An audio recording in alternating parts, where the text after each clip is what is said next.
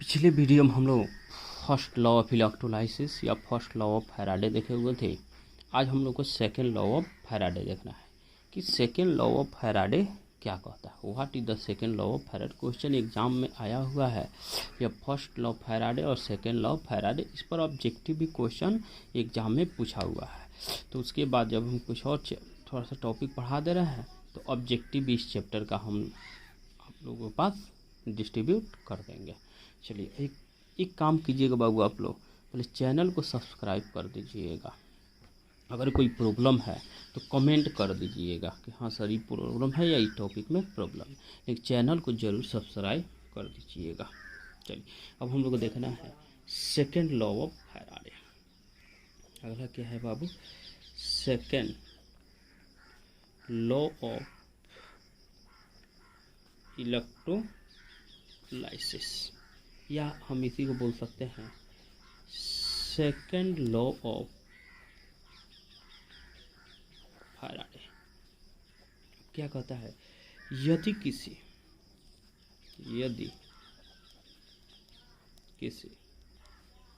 भिन्न भिन्न वैद्युत अपघट्य विलयन से समान मात्रा में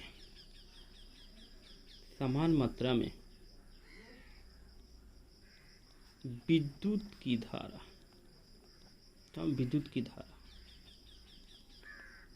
समान मात्रा में विद्युत की धारा प्रवाहित की जाए तो इलेक्ट्रोड पर एकत्रित पदार्थ की मात्रा उसकी समतुल्य भार के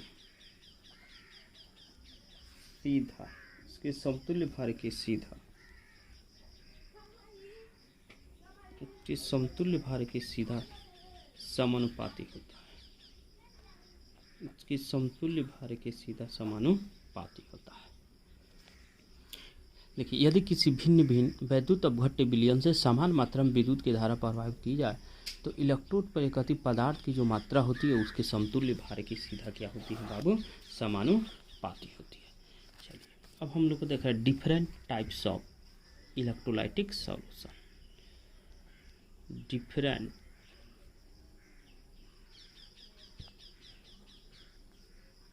टाइप्स ऑफ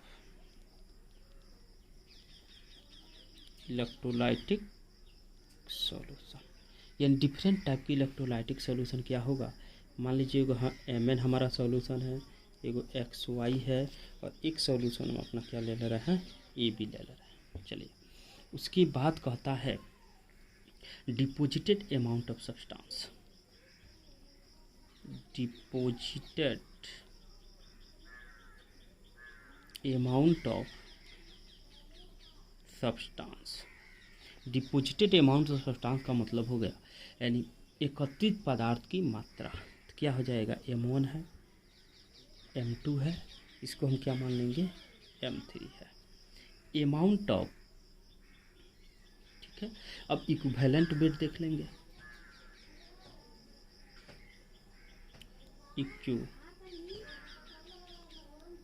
इक्विवेलेंट वेट, समतुल्य भार, क्या हो जाएगा, E1 E2, क्या हो जाएगा, E3।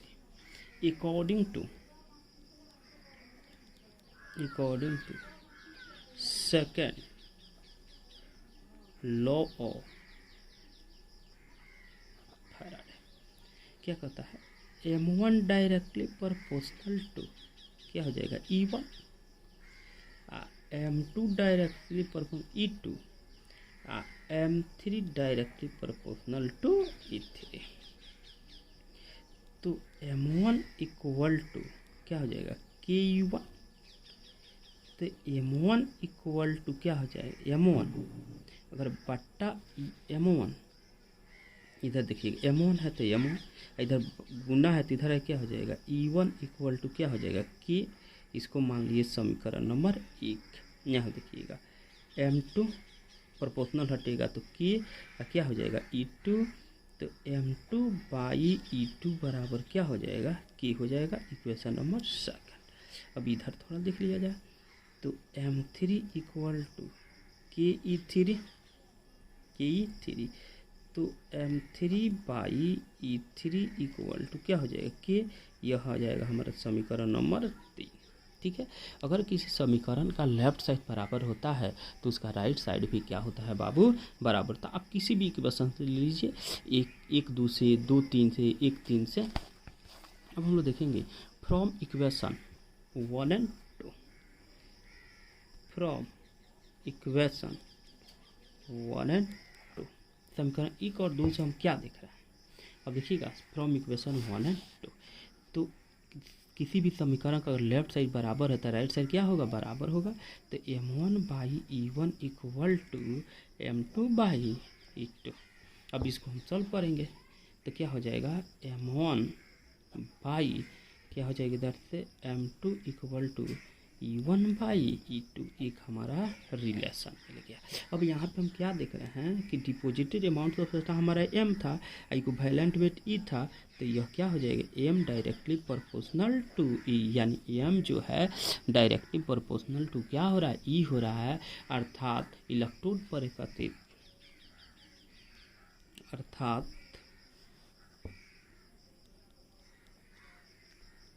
इलेक्ट्रोड पर एकत्रित पदार्थ की मात्रा उसके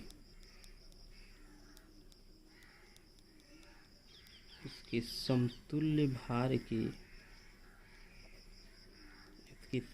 भार की सीधा समानुपाती। कोई दिक्कत नहीं। अगर कोई लड़का कह रहा है सर हम समीकरण 1 और 3 ले सकते हैं कि नहीं, तो ले सकते हैं।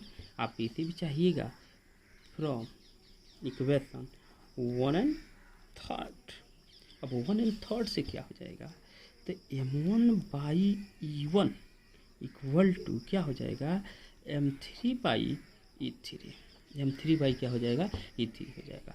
तो फिर M1 by M3 equal to E1 by E3, तो फिर तो हमारा कंडीशन वहीं आ गया, M1 है M3 है यानी डिपॉजिट अमाउंट ऑफ सब्सटेंस है, तो M directly proportional to E, ये भी हमारा कंडीशन आ गया। अगर कोई लड़का कह रहा है कि सर क्या हम 2 और 3 ले सकते हैं, ले सकते हैं, क्यों नहीं ले सकते हैं। From equation second and third लगाइए, तो सेकेंड एंड थर्ड लगाइएगा तो M2 by E2 equal to M3 by क्या हो जाएगा, ये M3 है, M3 बाई E3 हो जाएगा। तो ये जो M2 by M3 equal to M2 by M3 equal to E2 by E3। अब फिर देखिए ये डिपॉजिटेड अमाउंट ऑफ सब्सटेंस और इक्विवेलेंट वेट है, तो फिर यहाँ पे M क्या हो जाएगा बराबर, 1 minute, M directly proportional to E हो जाएगा। किसी तरह कीजिएगा आप, कोई भी इक्वेशन लीजिएगा, टोटल इक्वेशन का कंडीशन यही है।